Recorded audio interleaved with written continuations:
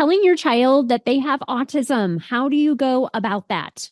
You are not alone. You are your child's best advocate. Today on the show, I had a delightful conversation with Rob Gorski. Rob Gorski is actually in close proximity to me, which never happens. He's also here in Northeast Ohio, which is always really fun for me. He has an amazing podcast and business called the Autism Dad. He is raising 3 sons who are autistic, and he shares with us today conversations about telling your child that they have autism and gives us helpful tips and strategies if that is something that you are dealing with or something that you're supporting parents with on that journey as well. He started a personal blog about 15 years ago, and he was not 100% that people were reading it. These were just a place for him to get his thoughts down. And it turned out to be such a source of support for so many others. He has a private community, the podcast, really a wealth of information.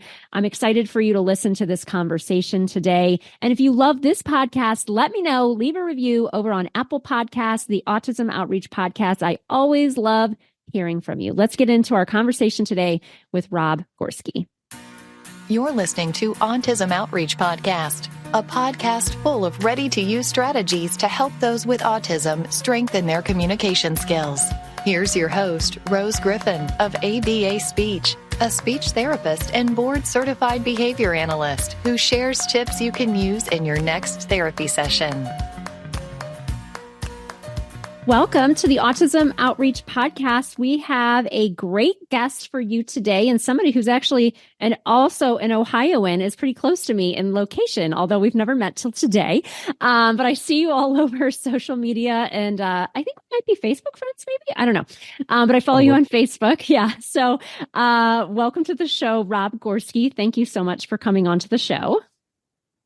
Thanks for having me. I appreciate it. Yeah. So you have an amazing business and podcast called the Autism Dad, for those that may be unfamiliar with your work. Can you tell us a little bit about that podcast and your business and what inspired you to start it? It started about 15 years ago, actually. And I was kind of struggling to deal with my oldest's diagnosis at the time, because he was diagnosed with childhood disintegrative disorder, which is a very rare form of autism. So he experienced massive global regression about the age of 4.5. Oh, wow. And so there's the whole grieving thing where kind of grieve the loss of a child that's still there. That makes sense.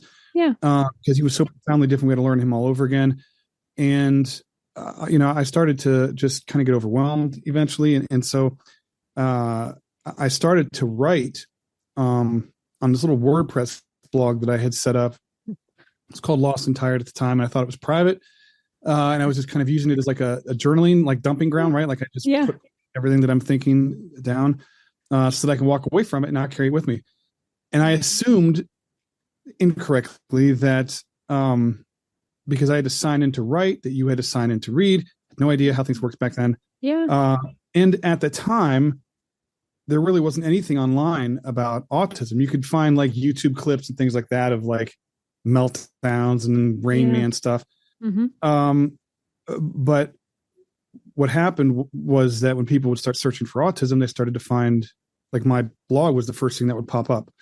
Oh. And so lots of people started to read the things that I didn't want to have in my own head, yes, let alone other people read them. Right. But what I found was that it was very therapeutic. It's therapeutic for me. It was very helpful for the parents to recognize that they weren't alone and to know that they're not the only person feeling a certain way and all that kind of stuff. Mm-hmm. And, as a full-time caregiver to my 3 autistic kids, I did this as sort of a passion, kind of purpose for the pain kind of thing. It helped me to get through life.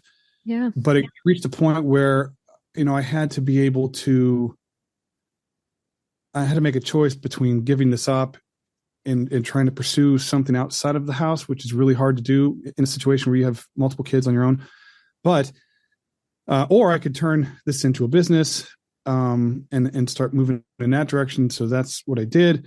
I started the podcast about 5 years ago, because we're halfway through season 7 now.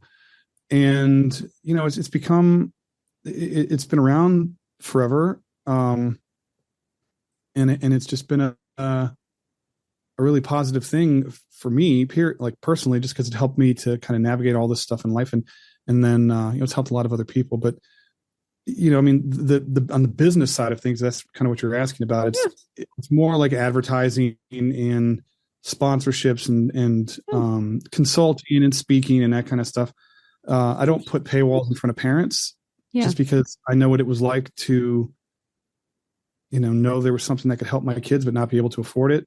So I'm very careful with that kind of stuff. Mm-hmm.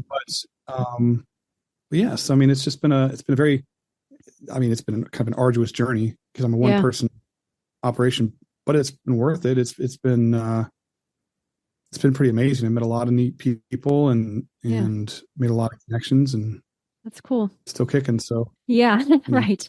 I know sometimes they call it a solopreneur. That's, I'm in the online, I have an online business too. So, sometimes they call it a solopreneur. I mean, I have contractors and I have somebody who does this podcast and I have an assistant, but no, I know what you mean. It's, you're doing a lot, but it's nice because I know you said I've been in the field 20 plus years. So I'm a speech therapist and BCBA. And I know you said like 15 years ago, maybe you started it. Yeah. There just wasn't a lot out there. Now it's almost like you're like, wait, that's too much. And I don't know what to think about each thing.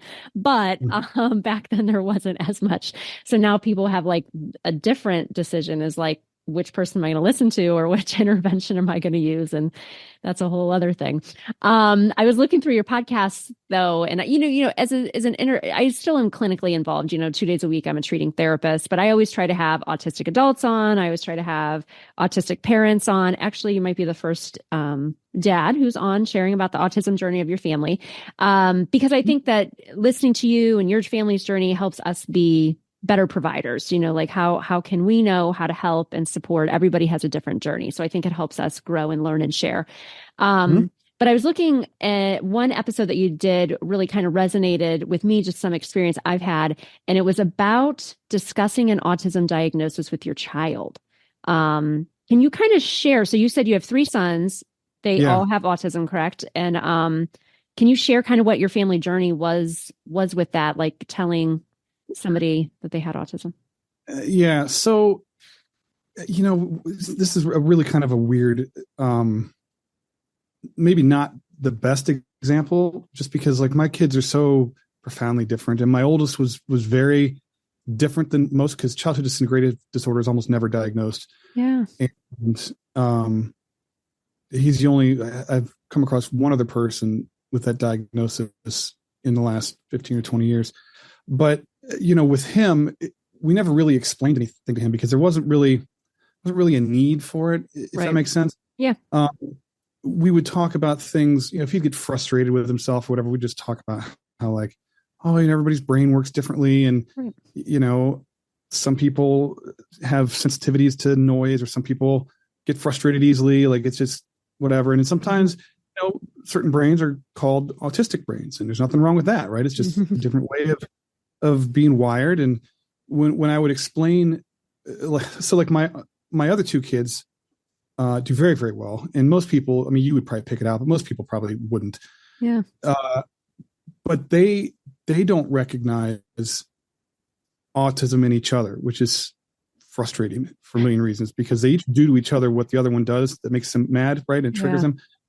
But with the other 2, I would have to explain autism in the sense that this is why their older brother acted the way that he did. Mm-hmm. They didn't recognize it in themselves.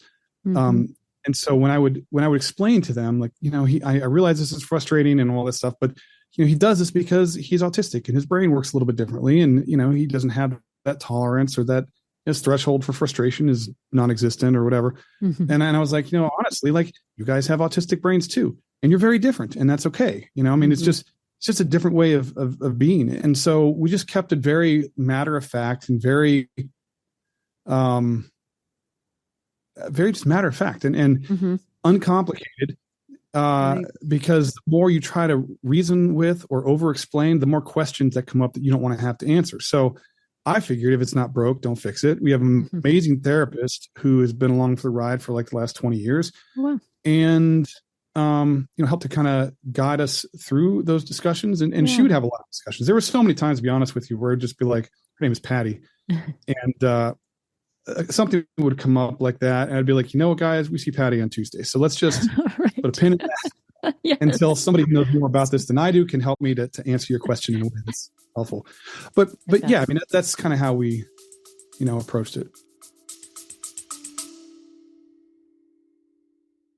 Have you ever wondered how some people manage to turn life's toughest challenges into something extraordinary? On So Meta, we explore the incredible stories of resilience and transformation. Every episode, I sit down with a remarkable individual who faced great struggles, such as domestic abuse, terror attacks, addiction, prison, and illnesses, and emerge stronger with a purpose to help others rise above their own battles. So Meta isn't just a podcast, it's a celebration of the human spirit. A reminder that no matter what you've been through, the power to overcome is within us all. Listen to So Meta on your favorite streaming platforms and join us as we reflect, transform, and inspire, because every story has the power to change a life, even yours.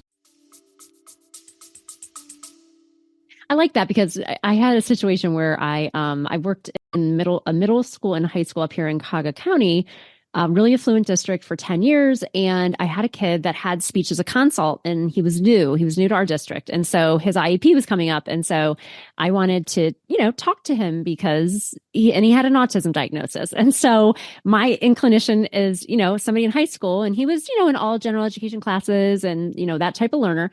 I was like, okay, I need to go see, so-and-so, I want to just talk to him about his services and just his thoughts and, all those kind of like student-led IEP ideas. And the teacher just like stopped me, and she was like, whoa, he doesn't know that he has autism. He doesn't know that he has that diagnosis. And I was like, what?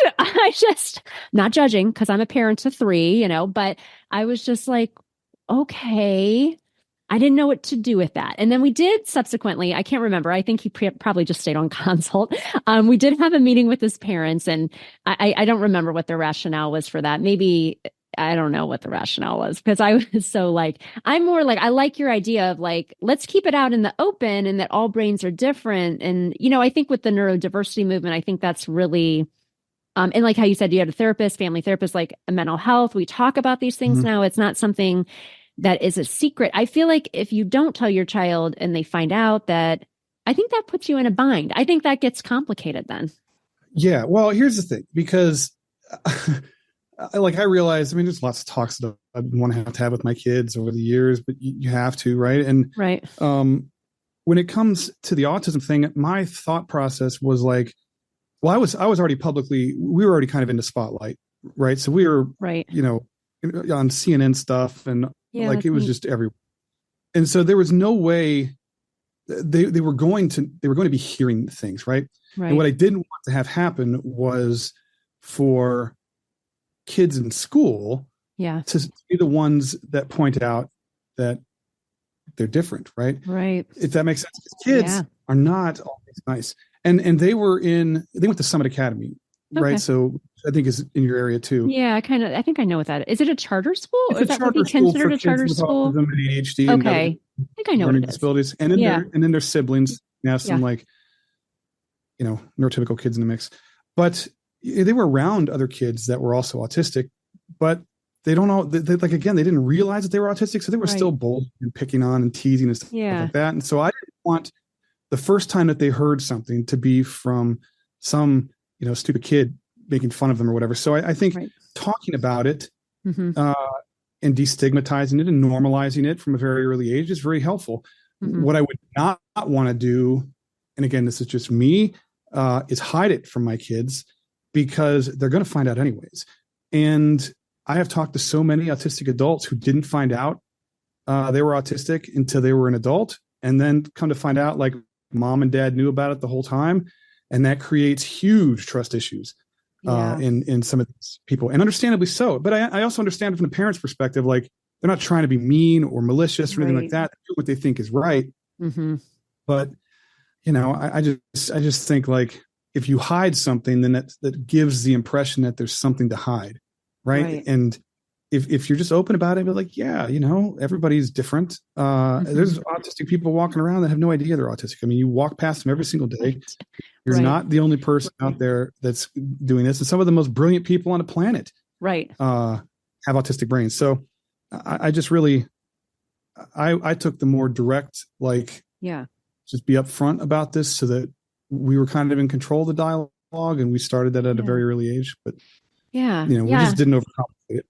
Yeah, I love that. And I had somebody on as a guest. I know you have a lot more podcasts probably than I do, but I'm almost to episode 200. So some of the conversations blur, but I remember somebody, I had an autistic adult on, and they were like in grade school, and they were doing like a disability Jeopardy or something like that. And I don't think they knew about their autism diagnosis yet. And they were like talking about, I don't know, if it was Albert Einstein or, the teacher was trying to like, which is like cool, right? They're like, oh, look, this person has autism. This person has autism. And the person went home and they're like, why were we playing that game?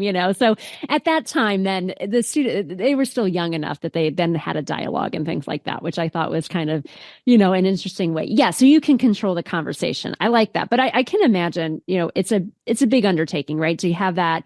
Like I taped a podcast yesterday for somebody who's doing some parent tutorials in our membership, and she's a BCBA, but she's raising an autistic child. And she just said, like, the evaluation process is taxing. Like her son is pretty young. So talking about that and then thinking about all of this and how to deal with it. And what's unfortunate is like when you're on social media and things like that, people always have an opinion about, and in real life too, I'm sure, have an opinion. In social media, they're much more confident in obviously. Yes. throwing their opinion in your direction, even when it's almost always unsolicited. Like, yeah, it is. I just, I agree with you. I mean, I think that everybody's different, and then you got to be developmentally appropriate and all that stuff. Right. And I think it depends on the kid too, because I mean, if you have a kid who is doing really, really well, just maybe a little quirky or weird or whatever, I mean, maybe you have that conversation later. I mean, I don't know. Everybody's different. You got to do what you think is right. But I just, if you hide something from your kids, then it's like there's stigma or shame attached to that sometimes. And I was very concerned about that being a thing. Yeah. I was diagnosed with ADHD 2 years ago at 43, almost 44.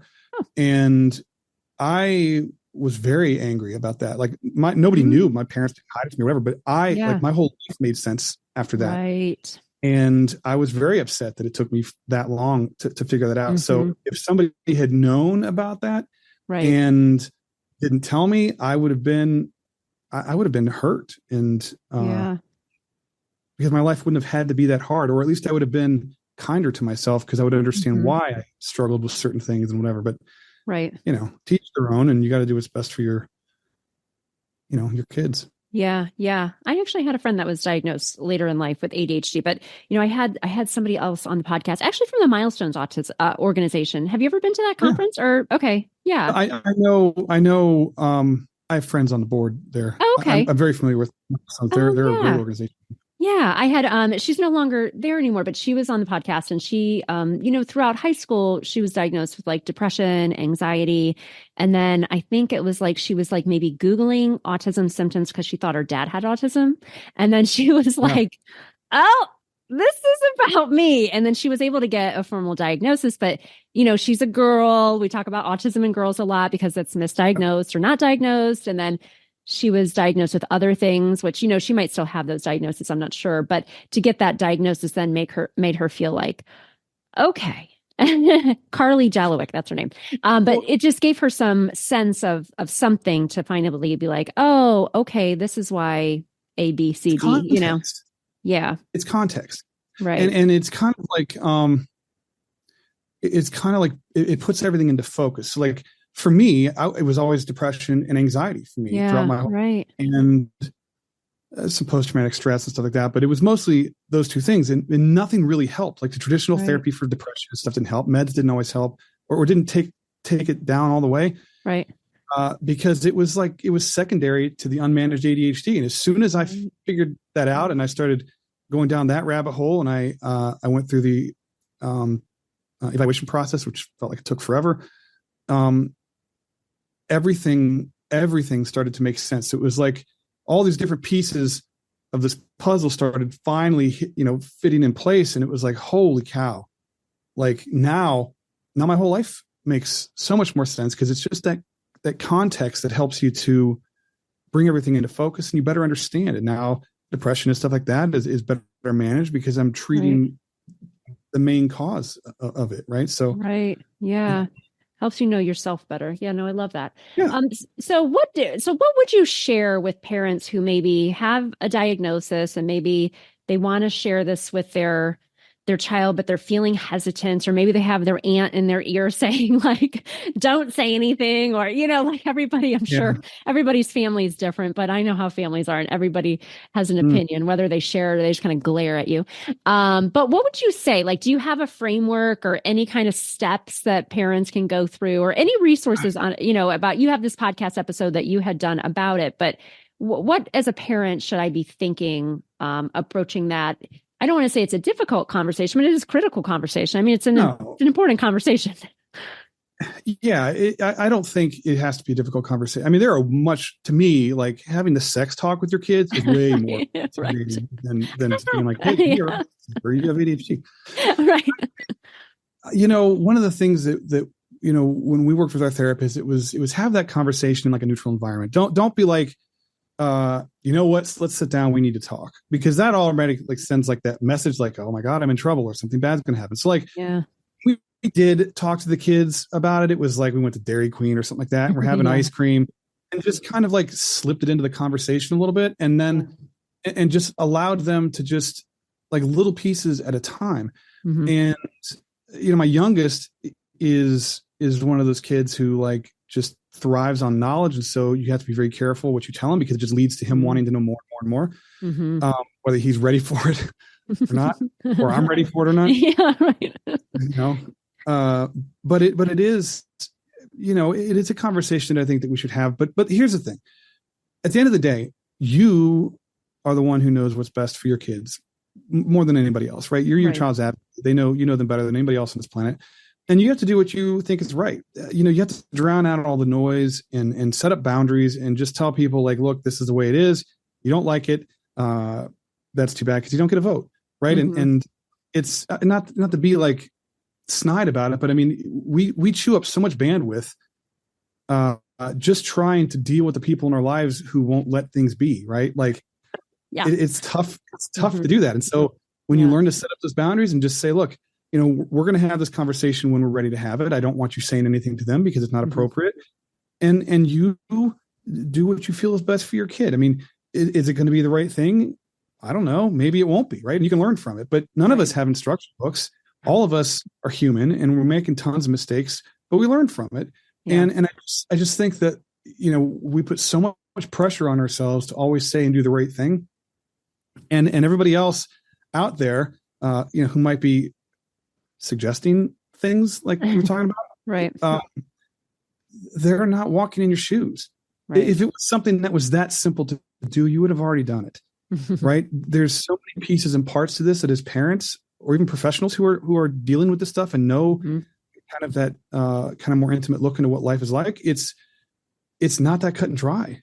Right. A lot of stuff that I did with my kids never made sense to other people because they didn't understand the complexity of stuff. So like talk to your kid when you think it's the right time for them. If ultimately it proves to be a mistake at some point down the road, you did the right thing in the moment and you made the best decision you could. They're not, it's not going to be life altering in a negative way. You just what you feel is right.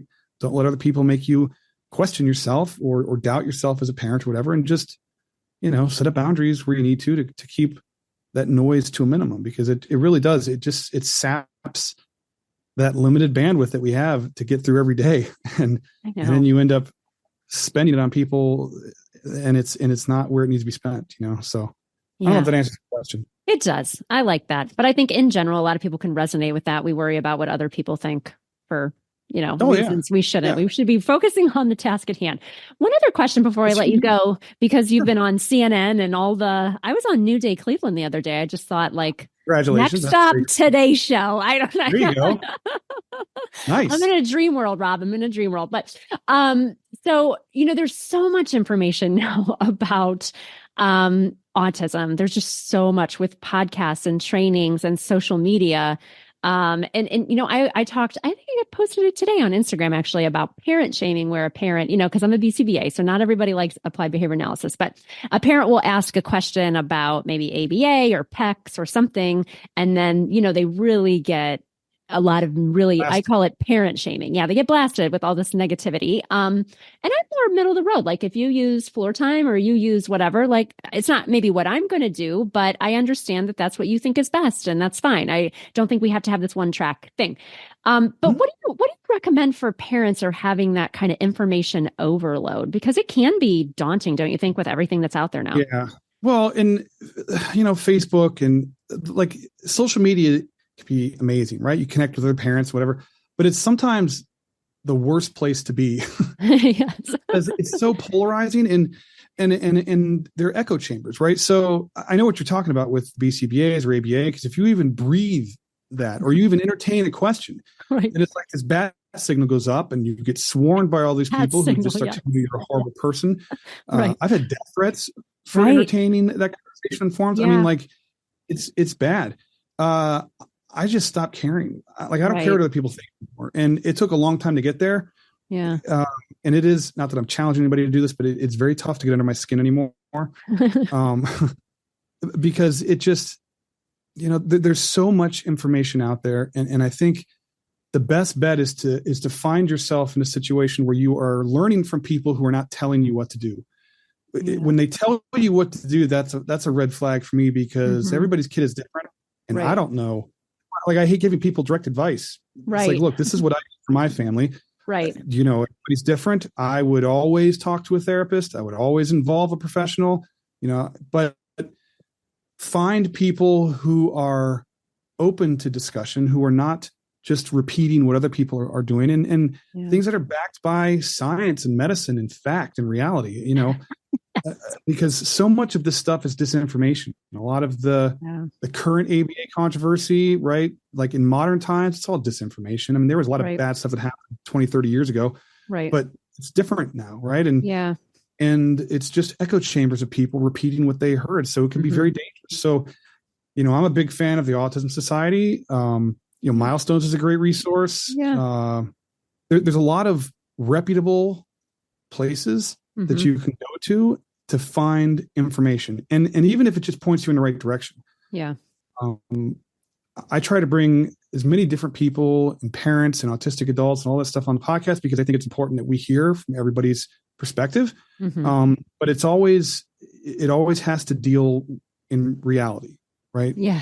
It's a difference between opinion and fact. We're all allowed to have opinions, but there's facts are facts, right? We don't dispute those.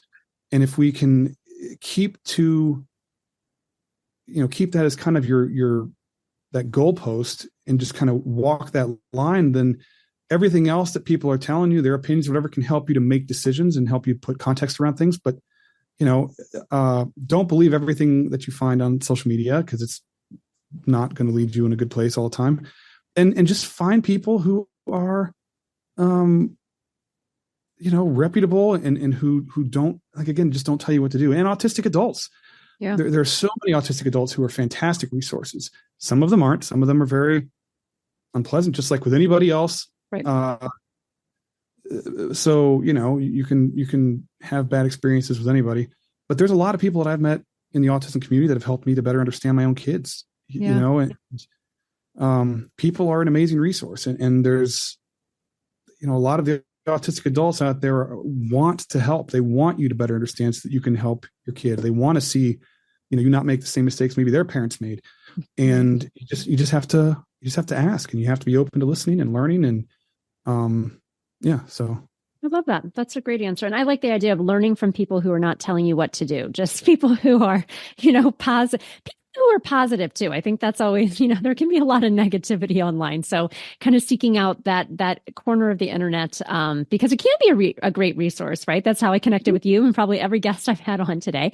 So yeah, there's a lot of good there. So this is such a great conversation, not something that we've ever covered on the podcast. So I'm excited that we've kind of talked about this very important subject. Where can people find out more about you and your work, Rob? Sure. The easiest thing to do is just go to the autismdad.com. I'm rebuilding the site, but it links you to everything. So you can get the podcast and social media, and I have a free parent support group and stuff like that. So there's if you do join a support group, just please answer the questions, because if you don't answer the questions, we don't let you in. Right. We're trying to keep a safe space for people. So yes, I turn so many people away because they don't follow directions. Yeah, I mean, everything is at theautismdad.com. Okay, wonderful. Well, thank you so much for coming on the show. It was great to connect. Well, thank you very much. I really appreciate it. Thanks for listening to Autism Outreach. If you enjoyed the show today, make sure to subscribe so you don't miss an episode full of actionable strategies you can use in your therapy room. Write a review too. That would mean so much to me. I always love hearing from you. Have a specific topic that you want included on a future show? Reach out over on Instagram, ABA Speech by Rose, or visit me at www.abaspeech.org.